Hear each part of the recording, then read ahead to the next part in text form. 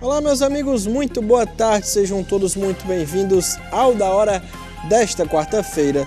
Hoje vamos abordar diversos temas: saúde, política, educação, assuntos internacionais, atualidades e muito mais. Então fique ligado que o Da Hora começa agora.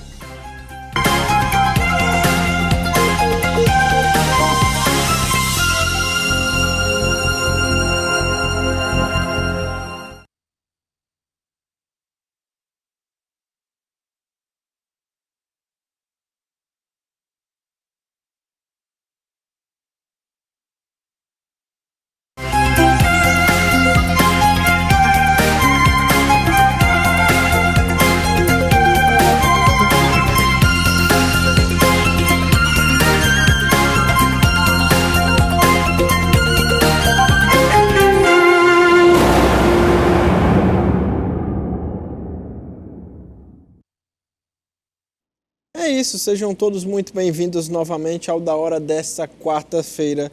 Como em toda quarta, a gente tem um convidado muito especial e ele está de volta, Dr. Djalma. Tudo bem, Dr. Djalma? Seja muito bem-vindo novamente ao Da Hora. Uma alegria grande retornar ao programa da sua companhia e da Rochelle Roldão. É isso, como o senhor já adiantou, estamos com ela, Rochelle Roldão. Tudo bem, Rochelle? Tudo tranquilo, é sempre um prazer estar aqui na companhia de vocês. A quarta-feira com o Dr. Djalma, a gente já sabe que vai vir aí muito conhecimento, muita informação dessa enciclopédia humana. Enciclopédia ambulante. Exagero, Rochelle. E é isso, Gabriel. É isso, e a gente abre falando da previsão do tempo para hoje e para os próximos dias aqui no nosso estado. Olá, apesar desse lindo dia ensolarado e com redução de chuvas, para hoje ainda é esperado chuva no Cariri e na Jaguaribana durante o período da noite. Para amanhã, quinta-feira e sexta-feira, é esperado chuva na faixa litorânea durante o período da madrugada e manhã e durante a noite nas macro-regiões Jaguaribana, Sertão Central, Inhamuns e Cariri. Estas chuvas estão sendo causadas por áreas de instabilidades oriundas do leste e do nordeste, bem como a interação de relevo e também por efeitos de brisa. É isso, e vamos conhecer um pouco sobre o município de Maracanaú, com apoio da Assembleia Legislativa através do quadro Ceará em Alta.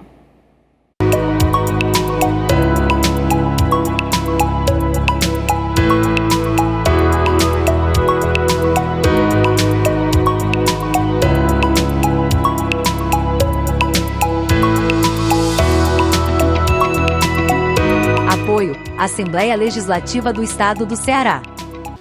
Maracanaú é um município cearense, localizado na região metropolitana de Fortaleza. A princípio, Maracanaú era apenas um distrito de Maranguape, e após várias tentativas de emancipação, foi somente em 1983 que Maracanaú tornou-se município. A estação de trem movida a vapor foi construída em 1875, e em 2012 foi trocada pelo metrô e, juntamente com a Igreja Matriz, foram os principais responsáveis pelo início da Praça Padre Holanda do Vale. O principal evento do município é o tradicional São João de Maracanaú, que na edição de 2023 promete quebrar todos os recordes e se tornar o maior São João do planeta. O evento tem 40 dias, e estima-se que tem um movimento de mais de 2 milhões de pessoas no local. Os festejos contarão com atrações locais e de fora, como uma mega estrutura com cidades cinematográficas, apresentações de quadrilhas juninas e o palco principal para show.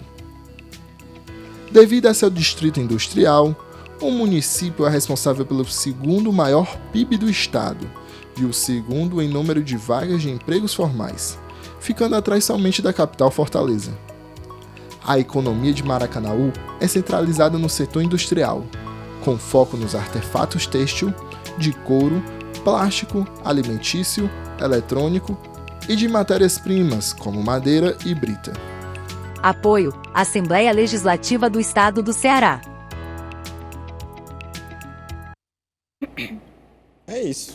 Falamos um pouco hoje sobre Maracanaú, um município tão importante na economia do estado. E que nesse mês fica ainda mais em evidência por conta do São João, que é tão tradicional lá tão conhecido, na cidade. tão famoso, Exatamente. né, Gabriel? Muitas atrações e, além disso, claro, resgatando a cultura, porque tem as quadrilhas e a gente sabe que é muito importante. Não são só os shows dos grandes cantores e cantoras, mas também a importância das quadrilhas juninas. Da tradição. E agora a gente vai mudar de assunto, falando que vamos conferir como o voto de cabresto era uma ferramenta utilizada pelos coronéis para controlar o voto popular. O voto de cabresto foi a ferramenta utilizada pelos coronéis para controlar o voto popular, por meio de abuso de autoridade, compra de votos ou utilização da máquina pública. As regiões controladas politicamente pelos coronéis eram conhecidas como currais eleitorais, sendo o povo coagido a votar nele ou no seu candidato. Eram verdadeiros espaços de mando e desmando, onde a decisão dos coronéis locais determinavam a ação da população. O voto naquela época era aberto, de tal modo que era possível ver quem o eleitor iria votar. Valendo-se dessa brecha legal, os coronéis deslocavam jagunços para os locais de votação para ver em qual candidato o eleitor iria votar. Caso contrariasse os interesses dos patrões, o eleitor sofria retaliações, como agressões físicas, perda do emprego, despejos de suas casas e suas famílias eram castigadas. Os analfabetos não votavam, porém os coronéis davam um jeitinho. Como uma das práticas de fraudes, eles entregavam aos empregados um papel que já estava preenchido com o nome do candidato, restando apenas depositá-lo na urna de votação. O transporte aos locais de votação também eram garantidos por esses coronéis. Além disso, a prática da compra de votos ou troca por bens materiais era mais uma maneira de fraudar as eleições. O eleitor trocava seu voto por um favor, como um bem material, sapatos, roupas e chapéus, ou algum tipo de serviço, atendimento médico, remédios, verba para enterro, matrícula em escola, bolsa de estudos. Com o passar do tempo, o meio rural e os instrumentos de dominação ligados a esse espaço cederam lugar para novos grupos sociais, também interessados em ampliar sua política. Com a Revolução de 1930 e a chegada de Getúlio Vargas à presidência do país, isso ficou ainda mais evidente. Mas afinal, o coronelismo acabou? Conseguimos identificar práticas atuais semelhantes ao voto de cabresto no Ceará? O doutor Djalma vai responder. Excelente matéria, parabéns aí pela verdadeira aula de história, fazendo uma retrospectiva de como foi a nossa evolução em termos de processo eleitoral. Infelizmente, ainda há manipulação de voto no Brasil, principalmente nas áreas mais carentes, em que aqueles que detêm o poder utilizam a máquina administrativa para cooptação de eleitores. Nós temos que evoluir a partir da conscientização de que o mandato é um instrumento para servir a coletividade, não para a satisfação do interesse pessoal do eleito. E quem detém o poder não pode usar a máquina administrativa para favorecer os seus candidatos, os seus simpatizantes, os seus acólitos, aquelas pessoas que estão na sua agremiação, mas deve utilizar o mandato, o poder, de forma impessoal. E nesse ponto a Justiça Eleitoral tem um papel muito importante de proibir, de coibir, de punir aqueles que aliciam eleitores, que compram votos, que a coisa mais difícil hoje, Rochelle, é você ser uma candidata, chegar em determinado lugar, expondo as suas ideias e ser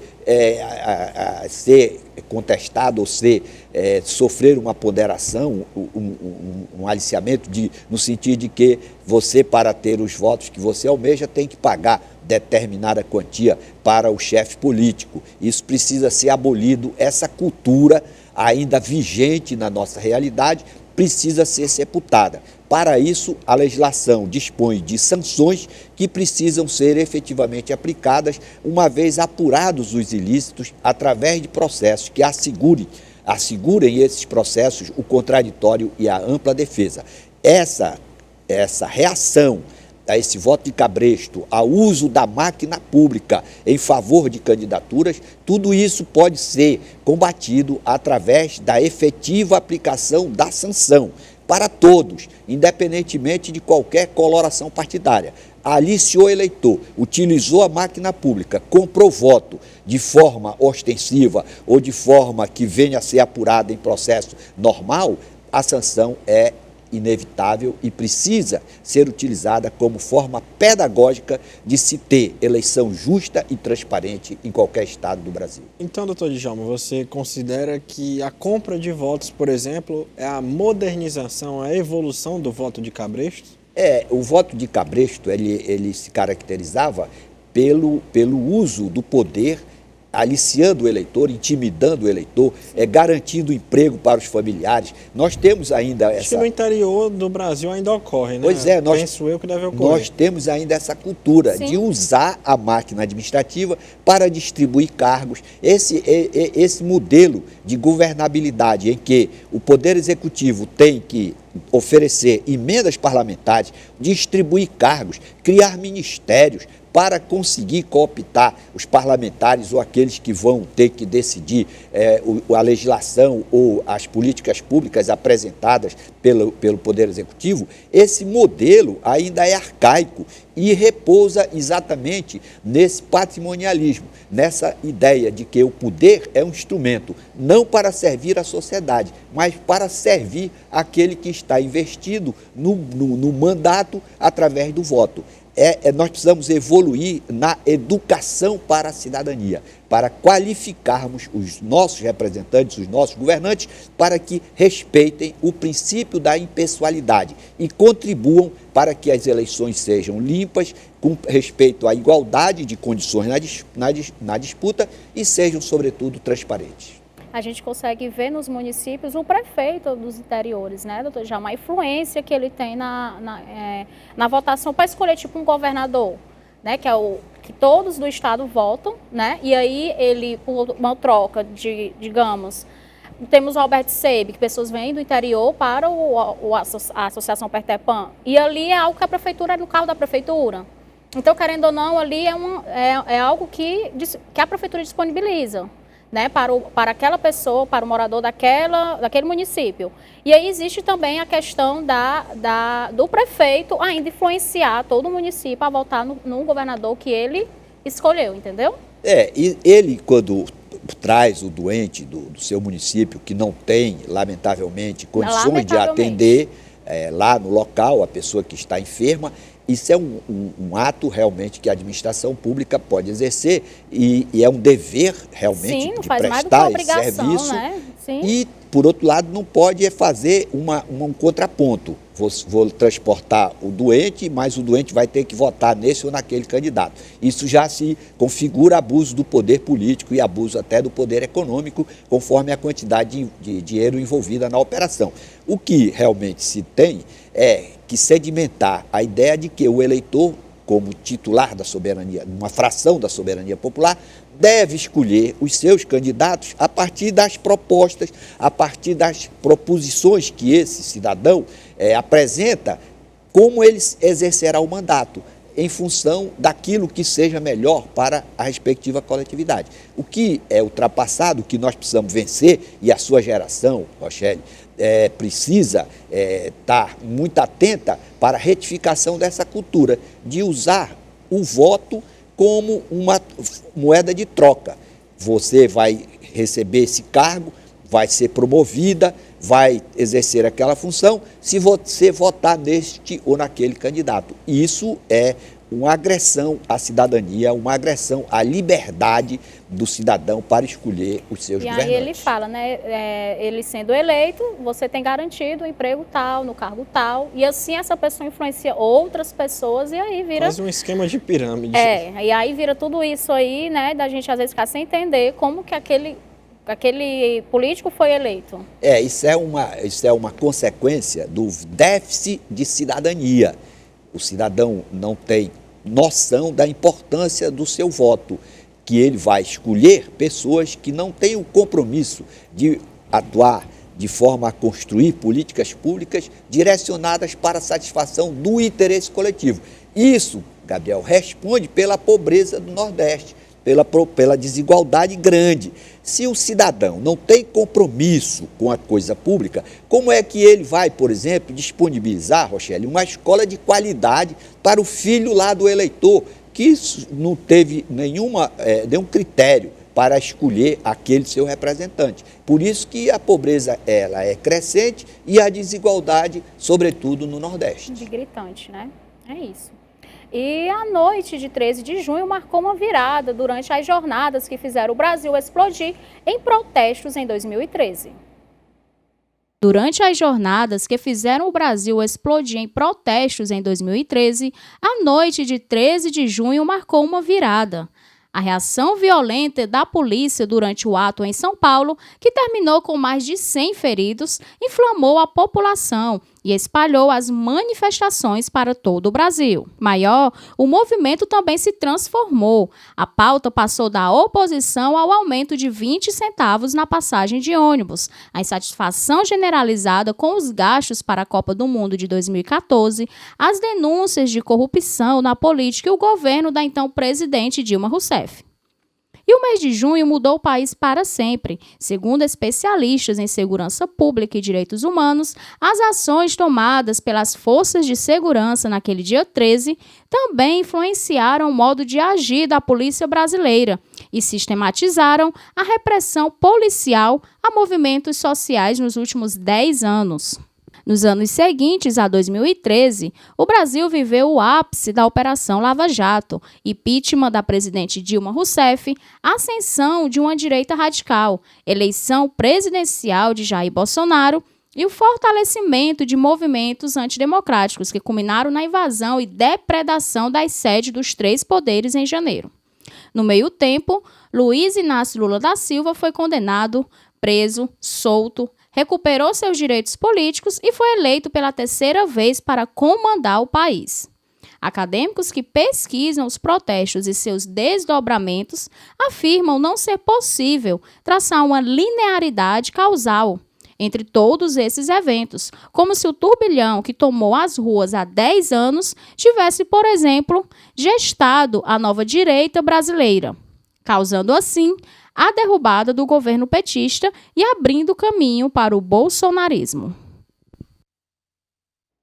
E aí, doutor Djalma? É uma retrospectiva muito interessante. Em 2013, começaram os protestos que resultaram no impeachment da presidente Dilma, posteriormente na eleição do presidente Jair Bolsonaro e agora culminaram com o retorno do presidente Lula. Na verdade, o Brasil ele precisa evoluir no sentido de qualificar melhor as pessoas para o exercício do mandato. Por exemplo, o presidente Jair Bolsonaro tem uma coisa em comum com o presidente Lula. O presidente Jair Bolsonaro, ele defendia o coronel Ustra, que foi um torturador. Ele fazia apologia da Revolução de 1964, numa postura absolutamente inaceitável. Por outro lado, o presidente Lula, que defende a liberdade, defende a democracia, faz apologia do ditador lá da Venezuela. Ou seja, tem uma semelhança de postura. Quando a pessoa é amiga do ditador, daquele torturador, aí o crime fica obscurecido. O que nós precisamos é o seguinte: pessoas que tenham compromisso com os princípios constitucionais, com o interesse coletivo, com a supremacia do bem comum, independentemente de ser de direita ou de esquerda. Quem respeita o dinheiro público e tem o princípio da eficiência como vetor, como norte da governança, essa pessoa é útil para a coletividade, seja no Brasil, seja em qualquer lugar do planeta. O que não se pode admitir é condescendência com desvio de dinheiro público e utilização do poder para favorecimento de grupos, para preservação do poder a qualquer custo, sem respeito aos princípios da legalidade, da impessoalidade, da moralidade, da publicidade e, sobretudo, da eficiência. Sem eficiência, o Estado condena os seus nacionais a uma pobreza e a uma crescente desigualdade. Essa é a realidade. E pelo texto da Constituição, o Brasil é uma república federativa. Na prática, o que falta para termos, de fato, uma república? Rapaz, interessante essa sua questão, Gabriel.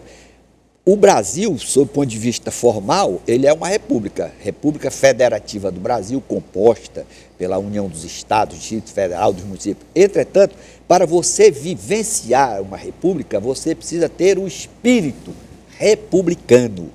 A ideia de que o poder, ele provém do povo, mas ele deve ser exercido exclusivamente para satisfação do interesse coletivo. Se você não tiver essa ideia sedimentada na cabeça de cada cidadão, sobretudo daqueles que vão receber a delegação do povo para exercer o poder em seu nome, aí você vai ter uma fachada de república, mas você não vai vivenciar a essência da república, que pressupõe a igualdade de todos perante a lei, sem privilégio, sem condição de você ser favorecido com julgamentos que estão sendo elaborados ou que venham a ser elaborados ao arrepio da lei, sem o compromisso da impessoalidade.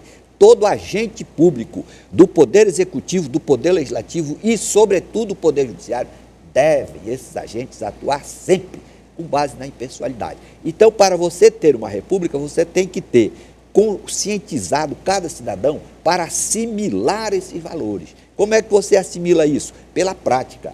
A virtude, o Aristóteles já dizia, se adquire pelo hábito, pela persistência. Então, para você ser uma pessoa justa, você tem que cultivar a justiça. Se você, por outro lado, recebe lições dos homens que estão na cúpula do poder, de injustiça, de ofensa à impessoalidade, à moralidade e à legalidade, você está condenando a sociedade sob seu comando a vivenciar momentos angustiantes de violência, de desigualdade e, sobretudo, de pobreza. É isso. E eu queria saber, doutor Djalma, qual o significado de proletariado e qual a principal característica de poder por ele exercido? Só antes do senhor começar, doutor Djalma, a gente tem um minutinho antes do intervalo. O senhor fala e aí na Depois volta a gente complementa. Correto, então vamos... Falar de proletariado. Só a ideia do proletariado. Na República lá de Roma, no tempo do Império Romano, você tinha, o pobre, ele tinha o dever de procriar muitos filhos para garantir a soberania do Império Romano. Mas, posteriormente, a palavra proletariado tem a ver com empregado, com a pessoa trabalhadora, e ela foi utilizada por Marx para disseminar a ideia do comum, do Estado, atuando como do comunismo, todos iguais. Entretanto, o grande problema do Marx foi que ele, após disseminar a ideia do coletivismo, do comunismo, ele não estabeleceu o modo de como esse poder seria exercido e seria controlado. Porque você sabe, Gabriel, que quem detém o poder tende a abusar dele. O pessoal da América, o pessoal do Ocidente, na democracia, estabeleceu a separação dos poderes, legislativo, executivo e judiciário, harmônicos e independentes entre si, um controlando o outro, fiscalizando o outro. No comunismo, infelizmente, o Marx não estabeleceu a forma de controle. Aí qual foi a consequência? Quem detém a força, que estabelece o partido único, se perpetua no poder, suprime a liberdade dos cidadãos, que não tem crítica. Aí você tem essa vivência na Coreia do Norte, você tem em Cuba, em que ninguém tem liberdade de expressão e as pessoas que detêm as armas se perpetuam no poder e não são fiscalizadas. É isso. Na volta o senhor complementa o seu comentário, porque agora da hora vai para a sua primeira pausa. Mas fica aí, que já já a gente está de volta.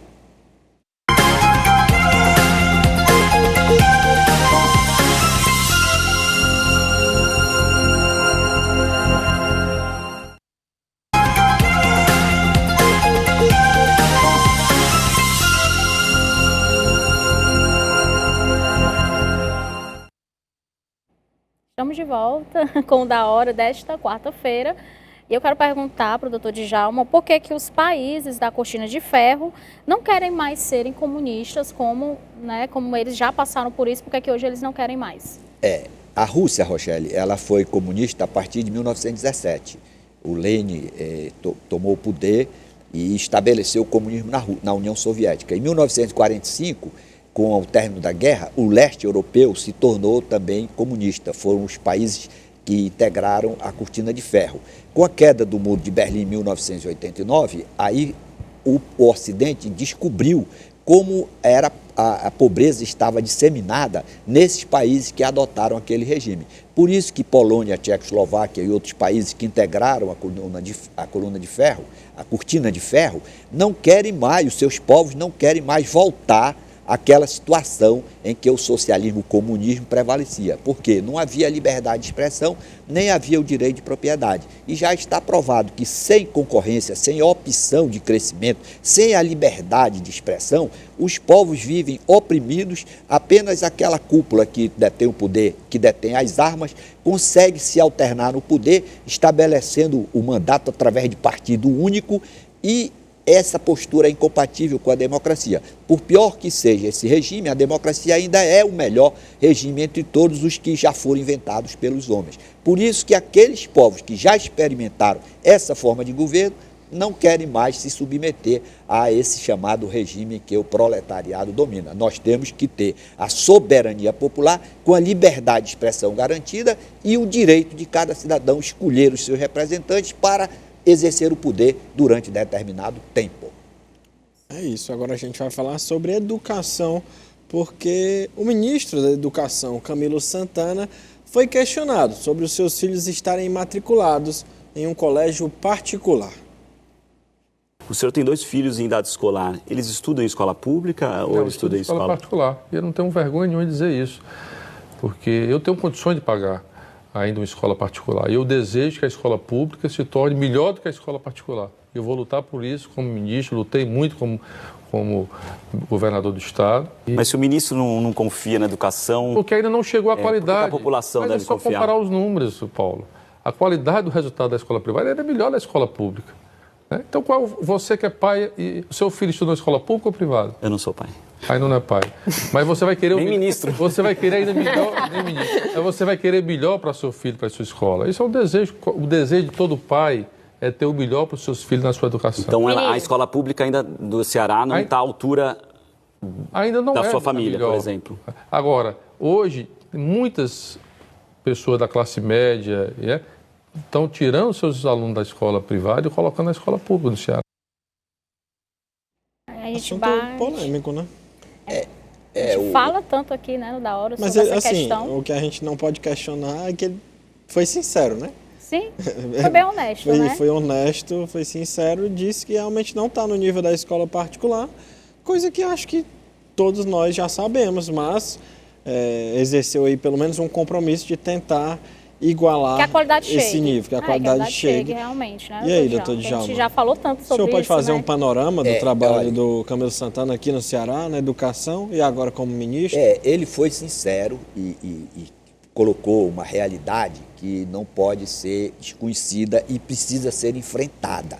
Por que que o Brasil é um país pobre, desigual, violento e injusto?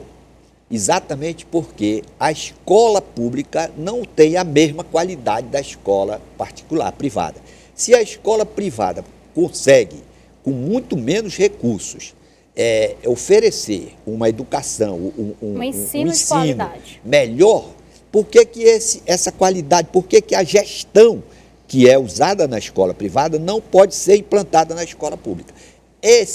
Essa consequência é que faz com que as pessoas de baixa renda, as pessoas mais pobres, não tenham condição de ter competitividade, de ter salários mais dignos. Então, a raiz da desigualdade no Brasil está aí, em que o cidadão que tem mais recursos coloca o seu filho para ser mais competitivo, para ter acesso ao saber de qualidade que não é garantido para aquele mais carente. Aí está a razão básica da nossa desigualdade.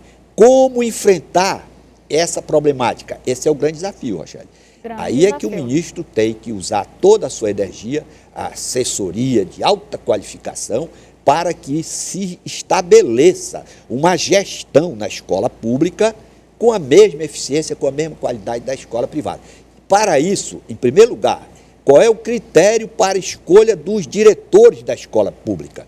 Qual é o critério para a nomeação de quem vai comandar? Se você não tiver um diretor comprometido com a causa, comprometido com a eficiência, que realmente tenha uma gestão que seja eficiente, aí nós vamos ter que assistir esse depoimento sincero de prefeitos, governadores, ministros, presidentes, reconhecendo que a escola pública não tem a mesma condição de competitividade da escola privada. Aí você tem as escolas militares, porque as escolas militares, como foi dito aqui pelo doutor Caracas, o maior inventor do Ceará, porque os colégios militares são os mais bem qualificados, se são escolas públicas. Então, o que nós precisamos, em última análise, realmente é de gestão.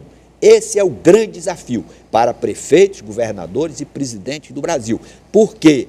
Porque os antecessores, as autoridades que comandaram os municípios, os estados e a presidência do Brasil, ao longo da sua história, não foram capazes de reverter esse quadro que é confessado com muita sinceridade pelo ministro Camilo Santana. Então, vendo esse cenário, o senhor concorda, discorda? O que é que o senhor pensa sobre as cotas nesse caso? As cotas, elas foram adotadas para minimizar essa desigualdade. Mas se realmente nos Estados Unidos você tem a escola pública melhor ou mais competitiva do que a escola privada. Até porque existe um investimento maior, né? Como aqui também existe um grande investimento na educação pública, e né, lá doutor também Jaime? é Por que um pouco não tem diferente, retorno? né? Lá os jovens têm toda a escola feita na rede pública, ensino fundamental, ensino médio, e aí os pais guardam aquele dinheirinho para ir na faculdade. A grande maioria estuda em universidade privada, aí através do esporte ou de pesquisa, ganham as bolsas, ganham as bolsas, né? Os melhores alunos. Correto, mas a escola pública do ensino fundamental, ela tem qualidade. Com certeza. Porque a escola pública do ensino fundamental é a base. A gente Se falou você isso não ontem. tiver realmente uma escola boa lá na base, você vai se sentir desestimulado. E esse é um problema grave que o Brasil enfrenta há muito tempo e que ninguém foi capaz ainda de resolver essa problemática. Até qual é o critério de escolha do diretor que o prefeito, o vereador que nomeia ou que indica um diretor de escola pelo critério politiqueiro, ele está condenando a geração da qual ele é representante, está condenando ao fracasso. Como é que você vai nomear um diretor com base em critério político, sem levar em consideração o compromisso, o amor à causa, a eficiência? É isso que faz com que a escola pública não tenha a mesma qualidade da escola privada. Eu Entendeu, acredito Angélica? também que o MEC tem que fiscalizar em relação aos conteúdos que são dados em sala de aula. A gente já falou sobre isso, porque que é tão superficial, porque que não é aprofundado. A questão mesmo da grade, né? Da grade de disciplinas que são dadas em sala de aula. Que haja um aprofundamento para que não seja algo tão superficial, que eles realmente saiam da escola pública sabendo fazer uma redação, interpretar um texto, saber escrever, saber a tabuada, saber conjugar o verbo, né, doutor Djalma? E por que existe essa deficiência? Não tem. Os alunos não saem desta forma, né, da escola pública.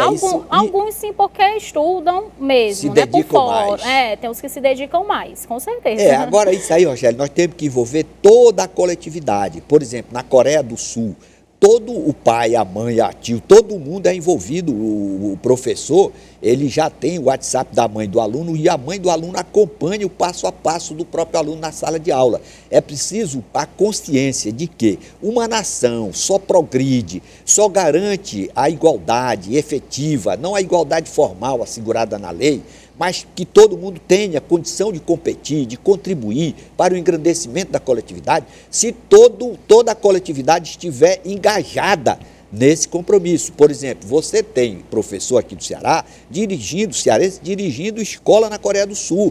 E a experiência que ele já trouxe, inclusive dando palestra aqui no estado, foi de que no final de semana as famílias vão limpar a escola, vão o pai, mãe, a família, os alunos, todo mundo contribuindo para que a escola seja preservada na sua integridade. Você tem escola quebrada, escola assaltada. Assaltar a escola, imagine o nível de falta de compreensão da educação para a cidadania. O cidadão vai roubar o computador da escola. Então, isso precisa ser através de uma campanha envolvendo o governo, a comunidade, todo o segmento da sociedade, para estimular o professor. Você imagina o professor ser agredido, como é que ele vai ter autoestima? Existe mais o respeito, né, doutor Djalma?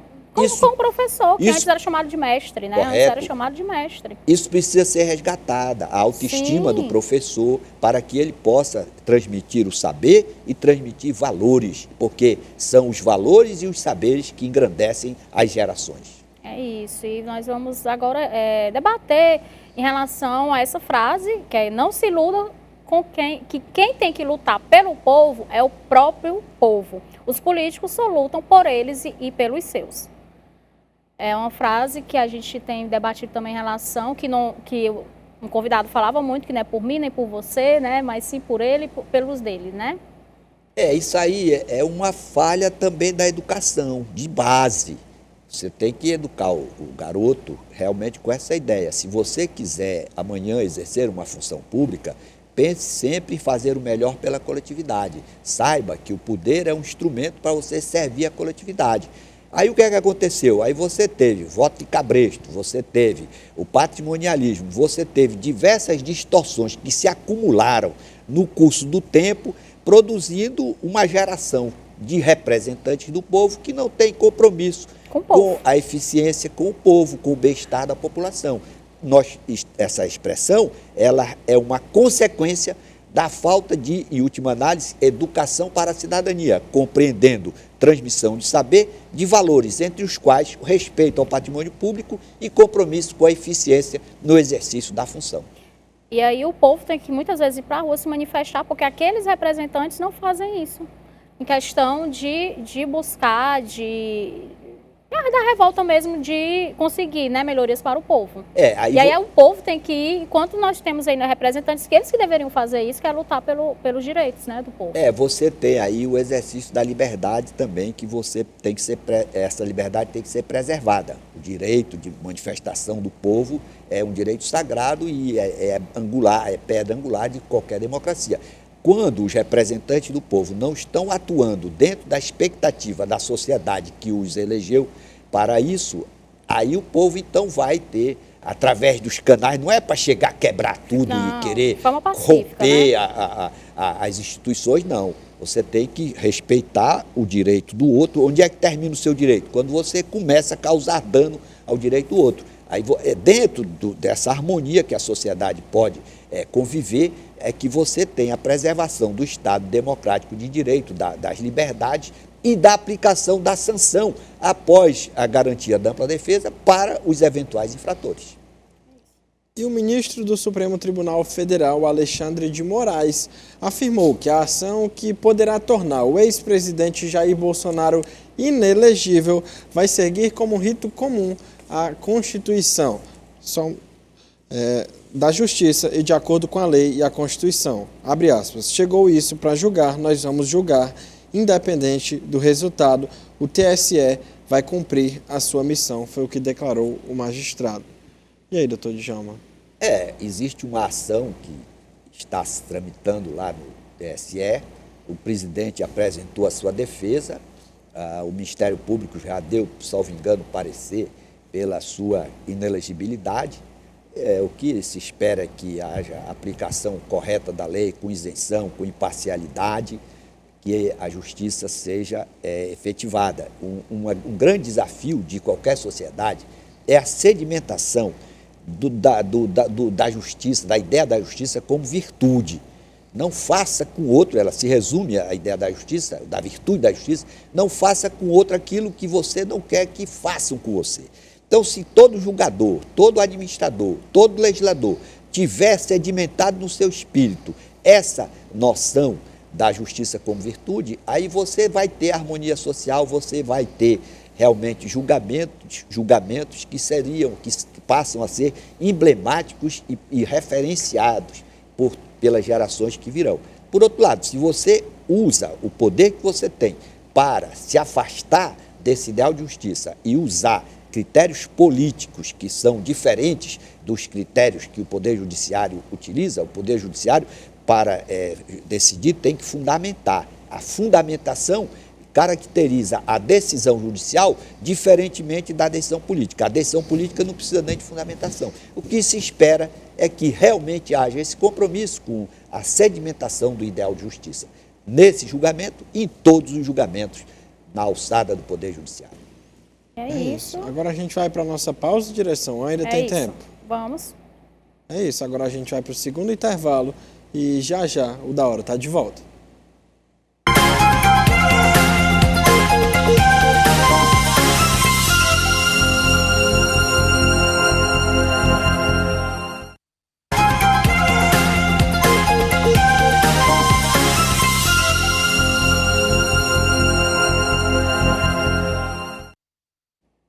Estamos de volta com o Da Hora desta quarta-feira e agora nós vamos falar que na estreia da live Conversa com o Presidente, Lula falou sobre as ocupações de terra. Nós vamos fortalecer o agronegócio, nós vamos continuar fazendo reforma agrária, porque aonde precisar assentar gente, nós vamos assentar. E é uma coisa importante, nós estamos no governo, eu disse para o Paulo Teixeira esse dia, doutor Paulo, não precisa mais invadir terra. Olha, se quem faz o levantamento da terra improdutível é o INCRA, o INCRA que comunica o governo quais são as propriedades improdutivas que existem em cada estado brasileiro, e a partir daí nós vamos discutir a ocupação dessa terra. Sim. É simples. Sim. Não precisa ter barulho, não precisa ter guerra. O que precisa ter é competência e capacidade de articulação. Então eu falei para o Paulo Sérgio, para o Paulo Teixeira, Paulo, eu quero que o INCRA me dê a totalidade de terras ociosas que ele acha que tem no Brasil. É em torno disso que a gente vai discutir com a CONTAG, com o Sem Terra, com a FETRAF, para que a gente possa fazer os assentamentos necessários com muita tranquilidade. Eu lembro que na campanha de 2003 nós fizemos uma pesquisa se o povo queria a reforma agrária ampla, radical, sob o controle dos trabalhadores. Sim. Eu dizia isso no comício, eu falava bravo. Uma vez uma mulher falou assim para mim, Lula, por que você não fala mais calmo? Você gritando assim, você me assusta. E aí, o Duda Mendonça fez uma pesquisa. Você sabe o que deu na pesquisa? O povo queria a reforma agrária tranquila e pacífica. Certo. Então é essa reforma agrária que nós vamos fazer no país. Sim. Usando o INCRA e usando os canais competentes. E aí, doutor, já vamos falar aí das terras improdutivas. Eu acho que o presidente foi feliz aí, Rochelle. O Brasil tem tanta terra. Você sai aqui no Ceará, você anda nas estradas, você encontra uma quantidade expressiva, até surpreendente, de terra que não tem nenhuma utilidade. Aí precisa invadir, precisa brigar, precisa matar. Ele está correto. O INCRA deve fazer o levantamento com seriedade, com a maior isenção, com a impessoalidade prevalecendo. A terra está aqui, está improdutiva, está. Então toma providência, indeniza, faz o acordo e tal. Quando não existe um dono ali, né? Pode ter o dono, se a terra está improdutiva, pode ser desapropriada para reforma agrária.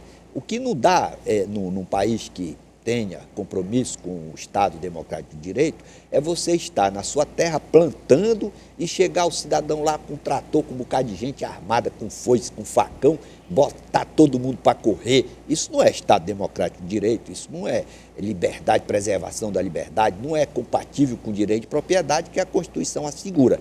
Nós temos que garantir realmente trabalho e dignidade para todos os brasileiros, sem precisar de violentar o Estado Democrático de Direito. Eu acho que o presidente Lula foi feliz aí. Manda o INCRA com competência, agora tem que ter competência, escolher pessoas altamente qualificadas para essa missão, para que, sem negócio de politicagem, sem revanchismo, o que é que pode ser feito? Aí fazer o assentamento com condição para que a pessoa possa exercer com dignidade o seu trabalho, diminuindo, em última análise, as desigualdades, que é um paradoxo. Um país que tem tanta terra desocupada, ainda tem que morrer gente, brigar e gente se matando para conquistar um pedaço de terra. Sempre lembrando, por outro lado, Rochelle, que por mais que o cidadão faça, no final, ele vai precisar de 7 palmos para se enterrar, se ele não for cremado. Esse eu acho que é um ponto que precisa ser também considerado na análise desse tema. É isso. Gabriel, vamos falar agora de xenofobia, né? É isso, porque um brasileiro foi agredido em Portugal no último sábado, após ter sua nacionalidade questionada por outro homem. Saulo Jucá é engenheiro civil, tem cidadania portuguesa e mora em Braga, onde fiscaliza obras. O pernambucano estava em uma cafeteria da cidade quando foi abordado pelo agressor, que estava bêbado. Abre aspas. Ele me agrediu, chutou minha cara e minhas costelas, foi o que relatou a vítima. o ataque xenofóbico aconteceu num feriado, na data em que se comemora o Dia de Portugal, de Camões e das comunidades portuguesas. Não é o primeiro caso, principalmente nas universidades, acontece bastante lá, porque Portugal os jovens, tem demais os portugueses xenofobia. não aceitam que outras nacionalidades cheguem lá e, entre aspas, Brasileiro. tomem as suas vagas, né? Principalmente o Apenas brasileiro. uma restituição histórica, se a gente for colocar no papel, né, doutor Djalma? Esse cara estava bêbado, mas na verdade ele expressou, ele realizou aquilo que estava na sua alma. Esse radicalismo que estava impregnado no seu espírito. Só lembrando que Portugal dominou, não só o Brasil, dominou, teve colônias na África, colônias na Índia, enfim, se expandiu com o seu imperialismo durante anos e anos, e até hoje ainda mantém colônias, e é evidente que agora não pode tratar aquelas pessoas que acorrem ao país dessa maneira.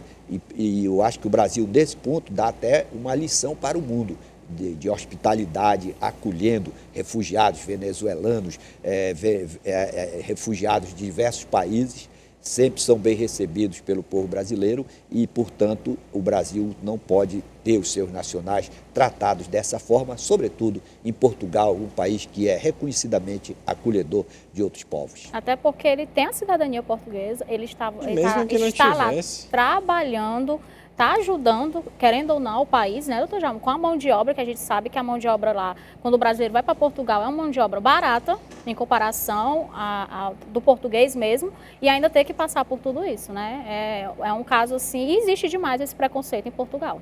Sem falar que Portugal precisa até de imigrantes, porque o pessoal lá está envelhecendo. Não só em Portugal, em vários países da Europa, a quantidade de pessoas velhas um número muito grande e precisa, então, de imigrantes, de mão de obra, para que haja continuação. Daqui a pouco, o que é que vai ficar um país em que a população envelhece e não há reposição? Qual é o destino dessa nação? É isso. E ainda sem data definida, o ex-ministro da Justiça e ex-secretário de Segurança do Distrito Federal, Anderson Torres, confirmou na última terça-feira que vai à Comissão Parlamentar Mista de Inquérito que investiga os ataques de 8 de janeiro. Para os deputados federais e senadores que compõem a CPMI, Torres é um dos principais personagens para explicar os atos contra as sedes dos três poderes. No dia dos ataques, Torres era secretário de Segurança Pública do Distrito Federal. Entretanto, havia viajado 2 dias antes para os Estados Unidos. Apesar da convocação para depor, ainda não há data definida. Muito importante o pronunciamento dele, né, doutor Djalma? Para esclarecer aí esse decreto, né, esse papel lá que estava no computador dele, lá na mesa dele, sobre esses atos antidemocráticos, ele terá muito que esclarecer. O que é importante é o seguinte: primeiro, quem está quebrando ou causando dano ao patrimônio público deve sofrer as penalidades da lei, observando-se o devido processo legal, independentemente de coloração partidária. Essa é a essência do Estado Democrático de Direito, garantir ao acusado o direito à ampla defesa, em qualquer circunstância.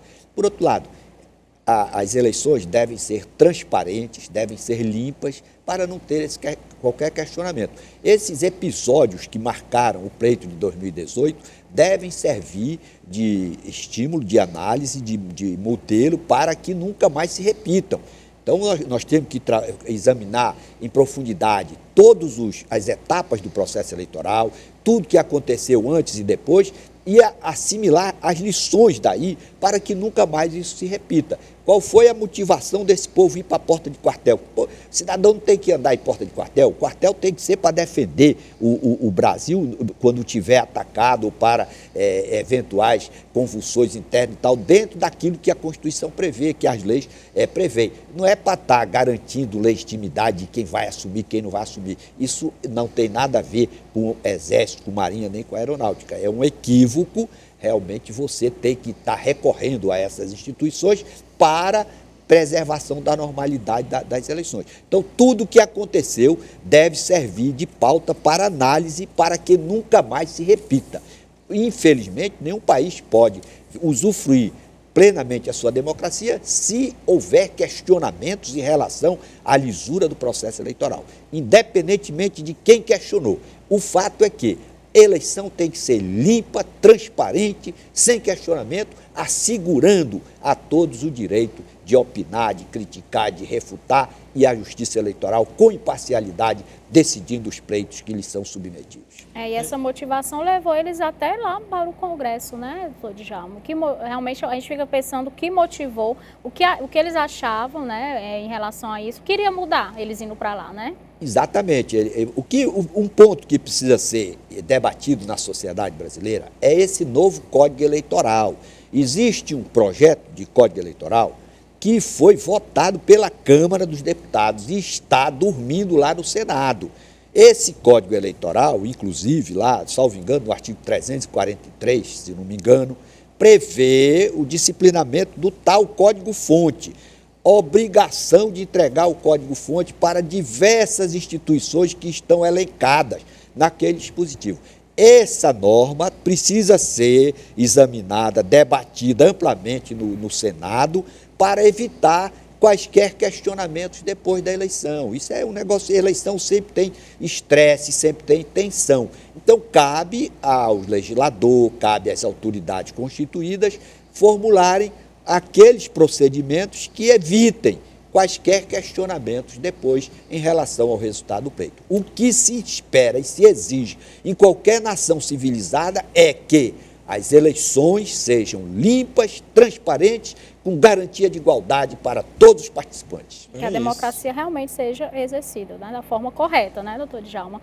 E o nosso programa está chegando ao fim, né, Gabriel? É isso. Passou rapidinho hoje. Da hora dessa quarta, toda quarta-feira passa muito rápido, porque né, é muito conhecimento com nossa enciclopédia ambulante.